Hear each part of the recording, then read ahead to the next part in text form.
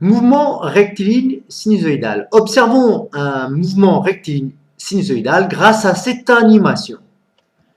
Nous allons prendre l'exemple de cette masse M reliée à un ressort. La masse M vaut 1 kg, le ressort a une raideur K de 18 N par mètre.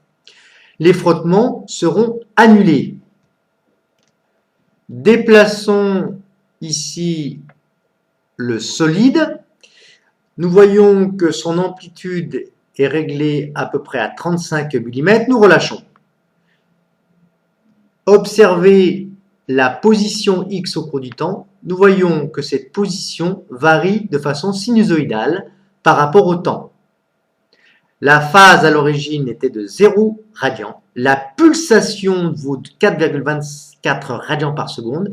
Et la période d'oscillation, c'est 1,48 secondes. Période d'oscillation, eh bien, c'est la durée que met le solide pour revenir à sa position initiale.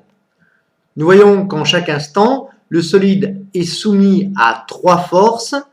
Son poids P, la réaction R perpendiculaire au support car le mouvement s'effectue sans frottement, et la tension T du ressort qui change de sens suivant le mouvement.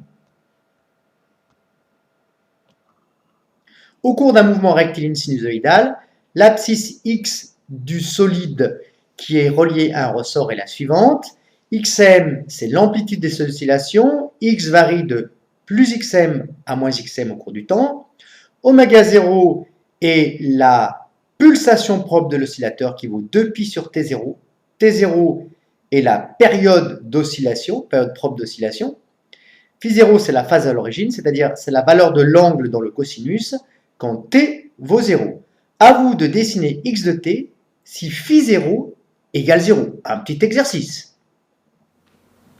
Nous avons vu qu'un solide relié à un ressort peut avoir un mouvement sinusoïdal rectiligne. Bien, voici l'expression de la position de X, X étant l'abscisse du centre d'inertie, donc du solide. Nous allons tracer cette abscisse X au cours du temps. On va prendre l'exemple où la phase à l'origine Φ0 est égale à 0 radian et la période d'oscillation d'une seconde. AT égale 0, cosinus de 0, ça fait 1, donc X égale Xm. Ensuite, AT égale T0 sur 2, eh bien, X vaut moins Xm. Et puis, AT ici égale T0. X reprend sa valeur initiale Xm. Xm étant l'amplitude des oscillations.